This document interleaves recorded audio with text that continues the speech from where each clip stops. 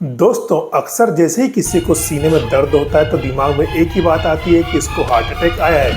पर आज हम डिस्कस करेंगे कि हर चेस्ट पेन या हर एक सीने में दर्द हार्ट अटैक का कारण नहीं होता है और डिस्कस करेंगे कैसे हमको चेस्ट पेन को अप्रोच करना है। चेस्ट पेन या सीने में दर्द एक चीप कंप्लेंट होती है जिसकी ब्रॉड डिफरेंशियल डायग्नोसिस होती है, मतलब बहुत सारे कारण होते हैं चेस्ट पेन के। तो सबसे पहले हम मोर डेंजरस मतलब ज़्यादा खतरनाक कारण को रूल आउट करेंगे, उसके बाद जो मोर बिनाइन मतलब कम डेंजरस कारण है उनको रूल आउट करेंगे। How to approach a chest pain, तो चेस्ट पेन होने पर आपको कैसे अप्रोच करना है। तो सबसे पहले आपको सिस्टमेटिकली ABCDE को फॉलो करना है। तो A फॉर एयरवे, मतलब मरीज को कहीं ऑब्स्ट्रक्शन तो नहीं हो रहा है, मतलब उसके सांस नली में कोई अवरोध तो नहीं है। B फॉर ब्रीदिंग, मतलब मरीज सांस ले पा रहा है या नहीं ले पा रहा है। C फॉर सर्कुलेशन, इससे देखेंगे कि BP और पल्स नॉर्मल है या नहीं है। D फॉर डिसेबिलिटी, मरीज कॉन्शियस है या नहीं है। एंड E फॉर एक्सपोजर, कहीं वुंड तो नहीं है, कहीं ब्लीडिंग तो नहीं हो रही है। इस आधार पर हम डिसाइड करेंगे कि मरीज स्टेबल है या अनस्टेबल है। अब यदि मरीज अनस्टेबल है तो सबसे पहले मरीज को स्टेबलाइज करेंगे, उसका एयरवे, ब्रीदिंग और सर्कुलेशन को फिक्स करेंगे। साथ ही असेस करेंगे कोई life threatening cause of chest pen, मतलब पता करेंगे कि कोई ऐसा कारण तो नहीं है जिससे मरीज की जान जा सकती है, जैसे कि ST elevation, myocardial infarction, cardiac tamponade, aortic dissection, pulmonary embolism और टेंशन न्यूमोथोरेक्स। अब यदि पेशेंट अगर स्टेबल है तो सबसे पहले हम उसकी फोकस हिस्ट्री लेंगे, उसका फिजिकल एग्जामिनेशन करेंगे और ECG करके देखेंगे कि मरीज को कहीं हार्ट अटैक तो नहीं है। और अगर ऐसा लग रहा है कि मरीज को कोई गंभीर बीमारी है या ये लग रहा है कि मरीज अभी तो स्टेबल है पर जल्द ही अनस्टेबल या क्रिटिकल हो सकता है, तो इसके लिए फिर हम उसके एक्यूट मैनेजमेंट में क्या करेंगे कि उसकी कार्डियक मॉनिटरिंग करेंगे, उसको ECG लेट्स लगाएंगे, पल्स ऑक्सीमीटर से उसका SpO2 चेक करेंगे, उसको IV एक्सेस के लिए IV लाइन लेंगे और अगर पेशेंट हाइपोक्सिक लग रहा है तो उसको हम सप्लीमेंट के लिए ऑक्सीजन सपोर्ट पर ले लेंगे। Assess ECG for acute coronary syndrome, तो एक्यूट कोरोनरी सिंड्रोम में ECG से हमें काफ़ी जानकारी मिल जाती है। तो सबसे पहले हम ECG में localized ST elevation in 2 contagious leads में देखेंगे कि लगातार 2 लीड्स में ST एलिवेशन है या नहीं। अगर ST एलिवेशन प्रेजेंट है तो यहाँ ST एलिवेशन मायोकार्डियल इन्फार्क्शन होगा। और ECG में दूसरी चीज हम देखेंगे कि new left bundle branch block तो डेवलप नहीं हुआ है। इसके लिए हमें V1 लीड्स में डोमिनेंट S वेव दिखेगी, V6 लीड में हमें नोच्ड R वेव दिखेगी और QRS complex more than 120 seconds दिखेगा और Q वेव एब्सेंट रहेगी। अब यदि ECG में ST एलिवेशन MI और लेफ्ट बंडल ब्रांच ब्लॉक की कोई फाइंडिंग दिखाई नहीं दे रही है और मरीज फिर भी बोल रहा है कि उसे चेस्ट पेन प्रेजेंट है, तो हमें दूसरी लाइफ थ्रेटनिंग कंडीशंस की क्लिनिकल फाइंडिंग को देखना होगा। ECG वैसे तो काफी जानकारी दे देता है, फिर भी ECG के साथ साथ हमें हिस्ट्री और फिजिकल एग्जामिनेशन पर भी ध्यान देंगे और इन कंडीशंस को रूल आउट करेंगे, जैसे कि cardiac tamponade, aortic dissection, pulmonary embolism, pneumothorax और इसोफेजियल परफोरेशन।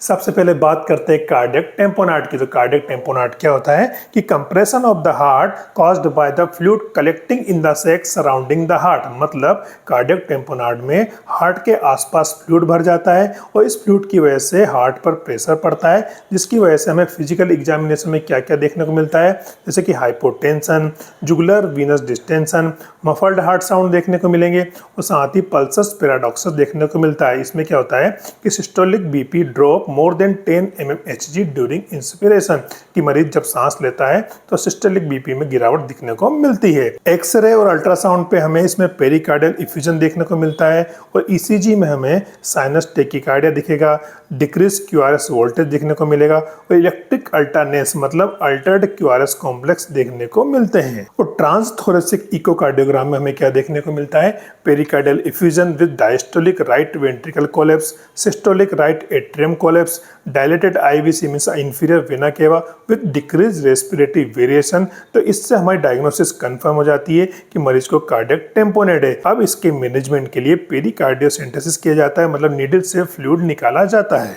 तो ये था कार्डियक टेम्पोनेट, उसके science, symptoms, presentation, investigation and management. अगली डिफरेंशियल डायग्नोसिस आती है एओर्टिक डिसेक्शन। तो एओर्टिक डिसेक्शन क्या होता है कि एक मेडिकल इमरजेंसी होती है जिसमें हार्ट की लार्ज ब्लड वेसल एओर्टा की इनर लेयर टियर हो जाती है, मतलब उसमें दरार आ जाती है। तो इसके हिस्ट्री और फिजिकल एग्जामिनेशन में हमें क्या देखने को मिलता है। नंबर 1, टीयरिंग पेन मिलता है जो बैक साइड तक जाता है। दूसरा, हिस्ट्री ऑफ हाइपरटेंशन देखने को मिलेगा, साथ ही कनेक्टिव टिश्यू डिसऑर्डर की हिस्ट्री भी मिल सकती है। नंबर 3 में फोकल न्यूरोलॉजिकल डेफिशिएंट दिखने को मिलेगा, मतलब नर्व, स्पाइनल कार्ड या ब्रेन फंक्शन में प्रॉब्लम आ सकती है। नंबर 4, न्यू मर्मर डेवलप हो जाएगी। और नंबर 5, एसिमेट्रिकल पल्स, मतलब दोनों हाथों में या दोनों हाथ या पैरों में पल्स में डिफरेंस देखने को मिलता है। इसमें ईसीजी नॉन डायग्नोस्टिक होती है, मतलब ईसीजी से हमें इसमें कुछ जानकारी नहीं मिलती है। और चेस्ट एक्सरे में हमें वाइड मीडिया स्टाइनम देखने को मिलता है। और अगर नॉर्मल चेस्ट एक्सरे है तो इसका मतलब यह नहीं है कि एओर्टिक डिसेक्शन नहीं हो सकता है। कई बार नॉर्मल चेस्ट एक्सरे पर भी एओर्टिक डिसेक्शन पाया जाता है। अब एओर्टिक डिसेक्शन के इन्वेस्टिगेशन की बात करें तो अगर मरीज स्टेबल है तो हम सीटी एओर्टाग्राम करके देखते हैं। उसमें हमें डिसेक्शन फ्लैप दिखाई देता है जिसमें ट्रू एंड फॉल्स ल्यूमेन पाई जाती है। और दूसरी तरफ अगर पेशेंट अनस्टेबल है तो हम इसमें ट्रांसथोरेसिक इकोकार्डियोग्राफी करते हैं और अपने डायग्नोसिस को कंफर्म करते हैं। इसके ट्रीटमेंट की बात करें तो इसमें बीटा ब्लॉकर यूज किया जाता है और साथ ही सर्जिकल मैनेजमेंट किया जाता है। तो ये था चेस्ट पेन का दूसरा कारण, एओर्टिक डिसेक्शन, इसके sign, symptom, investigation and management. Chest pain की अगली डिफरेंशियल डायग्नोसिस आती है पल्मोनरी एम्बोलिज्म। तो पल्मोनरी एम्बोलिज्म में क्या होता है, इसमें लंग की एक या एक से अधिक आर्टरी क्लोट के कारण ब्लॉक हो जाती है, जिसकी वजह से मरीज को क्या क्या सिम्टम्स देखने को मिलते हैं। इसमें sudden onset of chest pain देखने को मिलेगा। इसमें डिस्निया, मतलब मरीज को सांस लेने में दिक्कत हो सकती है। हाइपोक्सिया, मतलब ऑक्सीजन लेवल कम हो सकता है। कफ, मतलब मरीज को खांसी हो सकती है। हिमोप्टेसिस, मतलब इसमें खांसी के साथ ब्लड आ सकता है। इसके रिस्क फैक्टर की बात करें तो इसमें एक्टिव मेलिग्नेंसी हो सकती है। रिसेंट सर्जरी, मतलब अभी अभी कोई ऑपरेशन हुआ हो। प्रोलॉन्ग इमोबिलाइजेशन, मतलब मरीज लंबे समय से पलंग पर ही हो, कोई मोबिलाइज नहीं हो रहा हो। प्रेगनेंसी हो सकता है। ओरल कॉन्ट्रासेप्टिव पिल्स भी एक कारण हो सकता है। इसकी ईसीजी फाइंडिंग की बात करें तो मोस्ट कॉमनली साइनस टैकीकार्डिया दिखाई देता है और rarely S1, Q3 and T3 pattern दिखाई देता है। पल्मोनरी एम्बोलिज्म की डायग्नोसिस कंफर्म करने के लिए हम क्या करते हैं, अगर मरीज लो रिस्क पे है तो हम डी डाइमर करते हैं। डी डाइमर एक ब्लड टेस्ट होता है और अगर इसका लेवल बढ़ा हुआ आता है तो हम VQ स्कैन और सिटी पल्मोनरी एंजियो पर जाते हैं। और VQ स्कैन में हमें क्या देखने को मिलता है कि decrease perfusion if embolus present, अगर क्लॉट प्रेजेंट होगा तो परफ्यूजन कम हो जाएगा। और VQ स्कैन क्या होता है, ventilation perfusion scan to examine air flow, मतलब वेंटिलेशन, एंड ब्लड फ्लो, मतलब सर्कुलेशन इन द लंग्स। तो लंग्स के अंदर एयर फ्लो और ब्लड फ्लो को एग्जामिन करने के लिए हम VQ स्कैन करते हैं। तो पल्मोनरी एम्बोलिज्म में VQ स्कैन के अंदर हमें परफ्यूजन कम दिखाई देता है। दूसरा ऑप्शन होता है सिटी पल्मोनरी एंजियो, तो इसमें हमें फिलिंग डिफेक्ट दिखाई देता है। और अगर पेशेंट हाई रिस्क हो तो सीधे हम सिटी पल्मोनरी एंजियो या VQ स्कैन पर जाते हैं। इसकी मैनेजमेंट के लिए हम एंटीकोगुलेंट, मतलब खून पतला करने की दवाइयाँ देते हैं और थ्रोम्बोलाइज, मतलब क्लॉट को डिसोल्व करने की दवाई देते हैं। तो ये था पल्मोनरी एम्बोलिज्म, उसके साइन, सिम्टम और investigation and management. Chest pain की अगली डिफरेंशियल डायग्नोसिस होती है टेंशन न्यूमोथोरेक्स। तो टेंशन न्यूमोथोरेक्स से क्या होता है कि इसमें लंग्स के अंदर हवा इकट्ठी हो जाती है जो रेस्पिरेटरी और कार्डियक फंक्शन को कंप्रोमाइज करती है। यह कंडीशन ट्रोमा या एग्रेसिव मैकेनिकल वेंटिलेशन की वजह से डेवलप होती है। इसके हिस्ट्री और प्रेजेंटेशन में हमें क्या देखने को मिलता है, हीमोडायनेमिकली इंस्टेबिलिटी देखने को मिलती है। Sudden onset of chest pain देखने को मिलता है और डिस्निया, मतलब सांस लेने में समस्या आ सकती है। साथ ही इसमें हमें hypotension, tachycardia, unequal air entry in lungs, tracheal deviation and pulsus paradoxus देखने को मिल सकता है।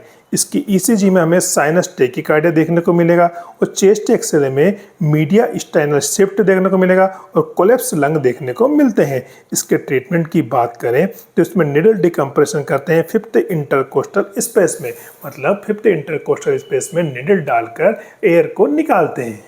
तो ये था टेंशन न्यूमोथोरेक्स, इसका कॉज, इन्वेस्टिगेशन एंड मैनेजमेंट।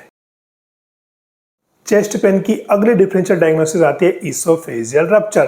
तो कई बार गैस्ट्रिक पैथोलॉजी भी चेस्ट पेन का कारण बन सकती है। तो इसोफेजियल ट्यूब माउथ को स्टोमक से कनेक्ट करती है। तो इसोफेजियल रप्चर में क्या होता है, इसोफेजियल वॉल रप्चर हो जाती है। तो इसके हिस्ट्री और प्रेजेंटेशन में हमें क्या देखने को मिलता है कि इसोफेजियल रप्चर ट्रायल्स देखने को मिलेगा, जिसमें हमें chest pain, subcutaneous emphysema and vomiting and reaching देखने को मिलती है। इसमें ईसीजी नॉन डायग्नोस्टिक होती है, मतलब ईसीजी से हमें कोई जानकारी नहीं मिलती है। और चेस्ट एक्सरे में न्यूमोमीडिया स्टाइनस देखने को मिलता है। सबक्यूटेनस एम्फाइसीमा मतलब स्किन के नीचे एयर इकट्ठी हो जाती है। प्लूरल इफ्यूजन मतलब फेफड़ों में पानी भर जाता है। हाइड्रोन्यूमोथोरेक्स देखने को मिल सकता है, जिसमें पानी के साथ साथ फेफड़ों में हवा भी भर जाती है। इसके बेस्ट इन्वेस्टिगेशन की बात करें तो इसमें कॉन्ट्रास्ट ईसोफेग्राम किया जाता है। इसके ट्रीटमेंट के लिए सर्जिकल रिपेयर किया जाता है। तो ये था इसोफेजियल रप्चर, जो कि चेस्ट पेन का कारण हो सकता है। अब बात करते हैं चेस्ट पेन की other potential life threatening conditions के बारे में, जैसे कि non ST elevation MI.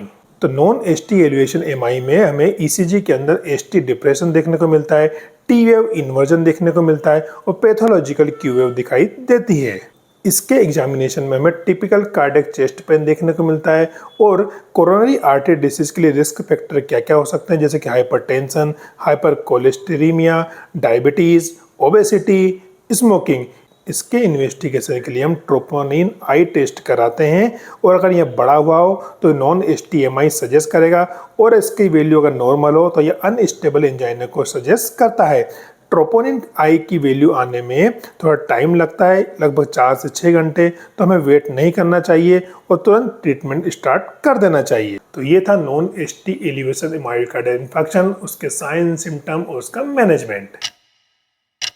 Less alternative possible diagnosis for chest pain. तो इन बीमारियों के अलावा भी कुछ बीमारियां हो सकती है जिसमें हमको चेस्ट पेन देखने को मिल सकता है, जैसे कि पेरिकार्डाइटिस मतलब हार्ट की वॉल्व में इन्फेक्शन, मायोकार्डाइटिस हार्ट की मसल्स में इन्फेक्शन, सिंपल न्यूमोथोरेक्स मतलब लंग्स के अंदर हवा भर जाना, न्यूमोनिया मतलब chest infection, empyema, malignancy involving chest वाल मतलब कोई कैंसर जो चेस्ट वाल्व को इन्वॉल्व कर रहा हो, इसोफेजियल स्पाज्म, जीईआरडी मतलब gastro oesophageal reflex disease, PUD मतलब पेप्टिक अल्सर डिजीज, कोस्टोकोंडाइटिस मतलब रिब्स के अंदर इन्फेक्शन, रिब्स फ्रैक्चर मतलब कई बार एक्सीडेंट की वजह से रिब्स में फ्रैक्चर हो जाता है तो भी चेस्ट पेन दिखाई देता है। हर्पीज जोस्टर, पैनिक अटैक, कई बार लोग बेवजह चिंता की वजह से पैनिक हो जाते हैं और बोलते हैं कि हमें चेस्ट पेन हो रहा है, बल्कि होता कुछ नहीं है। तो ये थी चेस्ट पेन की पॉसिबल अल्टरनेटिव डायग्नोसिस। तो ये था चेस्ट पेन का डिफरेंशियल डायग्नोसिस। चलिए एक बार रिकेप कर लेते हैं। तो जैसे ही मरीज अगर चेस्ट पेन लेकर आता है तो सबसे पहले हम अपनी अप्रोच करेंगे ABCDE। ए से मतलब एयरवे, बी से ब्रीदिंग, सी से सर्कुलेशन, डी से डिसेबिलिटी, ई से एक्सपोजर। उसके बाद देखेंगे कि मरीज स्टेबल है या अनस्टेबल।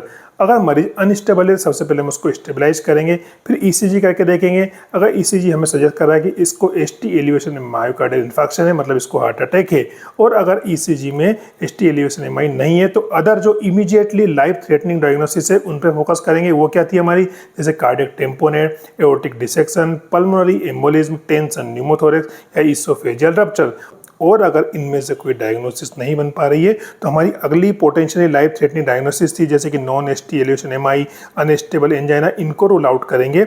और यह भी नहीं मिल पा रहा है तो फिर अदर कॉमन जो डेंजरस केस थे उन सबको हम रूल आउट करेंगे। तो दोस्तों ये थी differential diagnosis of chest pain. तो हर चेस्ट पेन हार्ट अटैक नहीं होता है। तो अगर आपको ये वीडियो अच्छा लगा हो तो इसको लाइक कीजिए, शेयर कीजिए, सब्सक्राइब कीजिए और मेडिकल फील्ड की चीज़ों को आसान शब्दों में समझने के लिए हमारे चैनल द इजी डॉक्टर से जुड़िए। Keep learning, keep teaching. नमस्कार।